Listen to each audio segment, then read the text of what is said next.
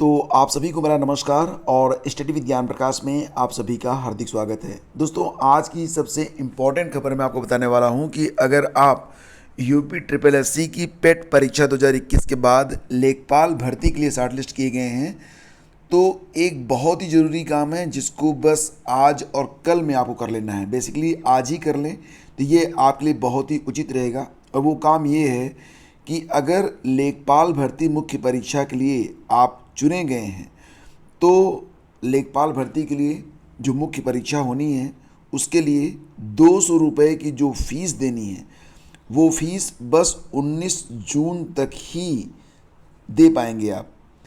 तो अगर आपने अभी तक लेखपाल भर्ती किया मुख्य परीक्षा के लिए अगर फ़ीस जमा नहीं किया है, तो मैं आपसे यही कहूँगा कि सारे काम रोक कर ये काम पहले कर लें।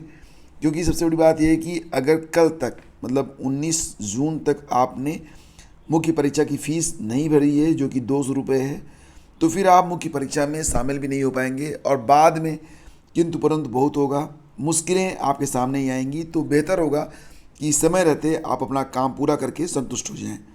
इसके लिए आपको करना कुछ नहीं है, सिंपली आपको अपना जो लेखपाल भर्ती का जब आपने फॉर्म भरा था 25 रुपये जब आपकी फ़ीस लगी थी, तो उसमें एक रजिस्ट्रेशन नंबर आपको मिला होगा। वो रजिस्ट्रेशन नंबर यहाँ पर डाल देना है, डेट ऑफ बर्थ डाल देना है, जेंडर आपको सेलेक्ट कर लेना है, वेरिफिकेशन कोड डालना है और उसके बाद रिजल्ट पर आपको क्लिक कर देना है। आपके सामने रिजल्ट आ जाएगा और उस पर लिखा रहेगा कि you are eligible for the main exam of UP triple SC राजस्व लेखपाल। फिर नीचे वहीं पर लिंक होगा फ़ीस को जमा करने का। बस स्टेप बाय स्टेप आप उसको फॉलो करते जाइए। आपके पास डेबिट कार्ड है, क्रेडिट कार्ड है या फिर आप नेट बैंकिंग यूज करते हैं, यूपीआई यूज करते हैं, तो किसी भी माध्यम से आप अपनी फ़ीस जमा कर सकते हैं। ध्यान दीजिएगा, इसके जो लास्ट डेट है 19 जून है। मैं आपसे निवेदन करूंगा कि आज ही आप ये काम पूरा कर लें। और यूपी बोर्ड के लिए दोपहर के बाद हाई स्कूल और इंटरमीडिएट दोनों के परिणाम आज जारी हो रहे हैं और इसके लिए आप रिज़ल्ट कहाँ पर देख पाएंगे, तो जो ऑफिशियल वेबसाइट है वहाँ पर जाकर आप देख सकते हैं। डायरेक्ट लिंक मैं आपको दे दूंगा वीडियो के डिस्क्रिप्शन में। और जब रिजल्ट आउट होगा तो मैं जो आपका कम्युनिटी टैब है यूट्यूब का वहाँ पर और साथ ही साथ जो आपके लिए टेलीग्राम चैनल बनाया गया है स्टडी विज्ञान प्रकाश, वहाँ पर भी मैं आपको लिंक अपडेट कर दूंगा। वैसे आप upmsp.edu.in पर भी जाकर अपना रिजल्ट जो है वो चेक कर पाएंगे या फिर upresults.nrc.in पर। ये दो ऑफिशियल वेबसाइट हैं। और इसी क्रम में देखिए तीसरी जो न्यूज़ है वो ये है कि रुहेलखंड विश्वविद्यालय ने बीएड एंट्रेंस एग्ज़ाम के लिए कुल 1541 केंद्र बनाए हैं। तो किस ज़िले में कितने केंद्र बताए गए हैं ये मैं आपको बता देता हूँ। जो मुख्य मुख्य ज़िले हैं लाइक एज बरेली में 64 परीक्षा केंद्र हैं, प्रयागराज में 109 और वाराणसी में 108 केंद्र बनाए गए हैं। और इसी प्रकार से बरेली में कुल 30 हैं, बरेली मंडल में 64 हैं, बरेली में 30 हैं, बदायूं में 11, पीलीभीत में 11, शाहजहाँपुर में 14 और जौनपुर में 68 केंद्र बनाए गए हैं। कानपुर देहात में मात्र 8 हैं, लखनऊ में 61 केंद्र हैं, अंबेडकर नगर में 43 केंद्र हैं। तो ये सूची है जो कि आपके सामने है। अभी जो 25 तारीख को आपके जो प्रवेश पत्र होंगे वो जारी होंगे। परीक्षा जो होनी है वो आपको पता ही है 6 जुलाई को परीक्षा होनी है। तो अब धीरे धीरे जो सारे काम हैं, सारे प्रोसेस हैं वो पूरे हो रहे हैं और परीक्षा जो होगी वो अपने नियत समय पर पूरी की जाएगी। और अग्निवीरों का जो प्रशिक्षण होगा ये दिसंबर से स्टार्ट होगा। 2023 में सक्रिय सेवा में आएंगे अग्निवीर। थल सेना प्रमुख मनोज पांडे ने कहा कि अधिकतम उम्र 23 साल करने से युवाओं को लाभ होगा। और यहाँ पर आप देख सकते हैं कि सरकार के दिग्गज मंत्री योजना के बचाव में दलीलें कर रहे हैं। गृह मंत्री और रक्षा मंत्री ने जहां इसके फायदे गिनाए हैं, वहीं विपक्ष ने सरकार को घेरते हुए सवाल भी उठाए हैं। केंद्रीय गृह मंत्री अमित शाह ने शुक्रवार को कहा कि केंद्र सरकार ने 2 वर्ष से सेना में भर्ती नहीं होने की वजह से उम्र सीमा में राहत देने की बात की। ये एक बात ध्यान रखना कि ये जो राहत मिल रही है 2 साल की, ये बस पहली बार रहेगी क्योंकि 2 साल भर्ती नहीं हुई है। अगली बार से 17.5 साल ही उम्र रहेगी, 17.5 साल से 21 साल तक।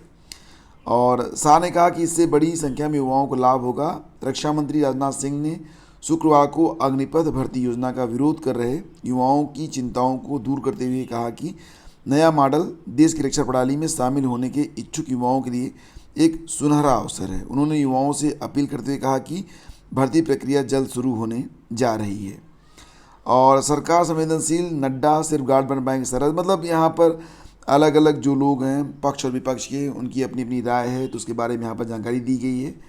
और थल सेना प्रमुख जनरल मनोज पांडे ने शुक्रवार को कहा कि अग्निवीरों के पहले बैच का प्रशिक्षण इस साल दिसंबर में स्टार्ट किया जाएगा। वैसे आज इस पर समीक्षा भी होनी है। रक्षा मंत्री आज अपनी बैठक में इस योजना के बारे में कुछ समीक्षा बैठक भी करने वाले हैं। शाम तक आपको कुछ नई अपडेट भी देखने को मिल सकती है। फिलहाल अगर देखा जाए तो बहुत बड़ी संख्या में जो इसका विरोध हो रहा है, 14 राज्यों तक पहुंची आज, 14 ट्रेनें जलाई गई हैं, एक मौत भी हो चुकी है।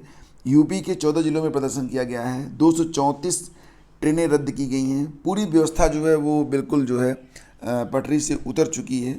और सबसे बड़ी बात यह है कि जो यात्री हैं वो बहुत ही डरे सह में हैं और अपनी यात्रा को पूरी नहीं कर पा रहे हैं। अब इस भीषण गर्मी में जो परेशानियां हो रही हैं वो आप खुद ही महसूस कर रहे होंगे।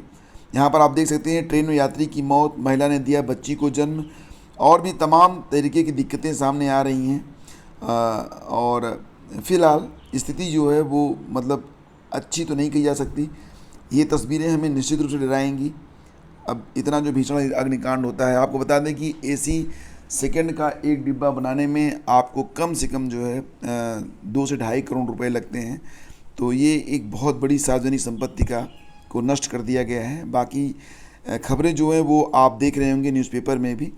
ये प्रयाग जंक्शन का नज़ारा है और यहाँ पर सेना में अग्निपथ योजना को लेकर छात्रों के विरोध को देखते हुए शुक्रवार को प्रयाग जंक्शन पर तैनात रहे पुलिस के जवान। और इलाहाबाद विश्वविद्यालय छात्र संघ भवन पर प्रधान रक्षा मंत्री का पुतला जलाया और अग्निपथ पर छात्रों में उबाल। आप यहाँ पर तस्वीरें देख सकते हैं, बताने की कोई ज़रूरत नहीं है। तो मिला जुलाकर विरोध में रेल ट्रैक पर उतरे छात्र। तो जो विरोध प्रदर्शन है वो जारी है और वहीं पर सरकार जो है वो जो प्रश्न उठा रहे हैं छात्र, उसका उत्तर देने के लिए मीडिया का सहारा ले रही है। अखबारों में भी तमाम तरीके से इस बात को समझाने का प्रयास किया जा रहा है कि ये जो योजना है वो छात्रों के हित में है। लेकिन छात्रों के बवाल से राजधानी समेत कई ट्रेनें निरस्त हुई हैं। बिहार से आने वाली कई ट्रेनें बहुत देरी से चल रही हैं। यात्री भूख प्यास से बेहाल। सभी रेलवे स्टेशनों में बिहार जाने वाले ट्रेनों के 250 से ज़्यादा टिकट जो है निरस्त किए गए हैं। आप ये नज़ारा यहाँ पर देख सकते हैं। सभी यात्री काफ़ी परेशान हैं और इसके अलावा बहुत सारी ट्रेनें जो हैं वो देरी से भी चल रही हैं। आरक्षण काउंटर पर टिकट निरस्त कराने के लिए लाइन लग रही है, बड़ी बड़ी लाइनें लग रही हैं। बिहार में सफ़र के दौरान बढ़ रही धड़कनें 30 जून। तो बहुत सारी चीज़ें हैं जो कि आप यहाँ पर देख रहे हैं। हालांकि फ़िलहाल यहाँ पर अपडेट ये आ रही है कि अग्निवीरों की भर्ती के लिए अधिसूचना जो है वो 2 दिनों में जारी हो जाएगी। इस पर एक विस्तृत वीडियो मैं आपको अलग से उपलब्ध कराऊंगा जब ये प्रक्रिया स्टार्ट होगी। फ़िलहाल अभी जो चल रहा है उसके बारे में यही कहूँगा कि शाम तक आपको कुछ और भी अपडेट मिल सकती है, क्योंकि आज रक्षा मंत्री जो हैं वो एक समीक्षा बैठक करने वाले हैं। तो फ्रेंड्स, ये थी आज की पूरी अपडेट। और चलते चलते आपको एक खबर और बताना चाहूँगा जो कि काफ़ी इंपॉर्टेंट है। वो ये है कि 1 से अधिक सीट से चुनाव लड़ने पर लगे पाबंदी, ऐसा आयोग का कहना है। केंद्र सरकार ने चुनाव आयोग से कहा कि ऐसा संभव न हो तो ऐसे चलन पर अंकुश के लिए भारी जुर्माने का प्रावधान किया जाए। विधानसभा में 5, लोकसभा में 10 लाख जुर्माने का प्रस्ताव। तो यहाँ पर देखो कहा गया कि करीब 2 दशक पुराने, 20 साल पुराने अपने एक प्रस्ताव पर फिर से अमल करते हुए केंद्रीय चुनाव आयोग ने केंद्र सरकार से कहा कि लोगों के 1 से अधिक सीट से चुनाव लड़ने पर पाबंदी लगाने के लिए कानून में संशोधन किया जाए। साथ ही कहा कि यदि ऐसा नहीं किया जा सके तो ऐसे चलन पर अंकुश लगाने के लिए भारी जुर्माने का प्रावधान किया जाए, क्योंकि किसी व्यक्ति के 2 सीटों से जीतने पर 1 सीट खाली करने पर उपचुनाव करना पड़ता है और उपचुनाव में बहुत ज़्यादा खर्च आता है। तो ये जो खर्च आता है ये सरकार पर एक अतिरिक्त बोझ होता है। तो मतलब ये बेसिकली जो बात कही जा रही है वो ये है कि 1 से अधिक सीटों पर चुनाव लड़ने पर पाबंदी लगी जानी चाहिए। इसके लिए कानून बनाया जाना चाहिए। तो फ्रेंड्स, ये थी आज की पूरी अपडेट। अगर ये सेशन आपको अच्छा लगा है तो प्लीज़ इसे लाइक और शेयर ज़रूर कीजिएगा। मैं चलते चलते आपसे बस यही कहना चाहूँगा कि ये जो सारी खबरें हैं वो आज के अखबारों से ली गई हैं। मेरी इसमें अपनी कोई राय नहीं है और मैं बस यही बताना चाहूँगा कि ये सारी सूचनाएं बस आपके सूचनार्थ हैं। Thank you so much, have a great day, जय हिंद।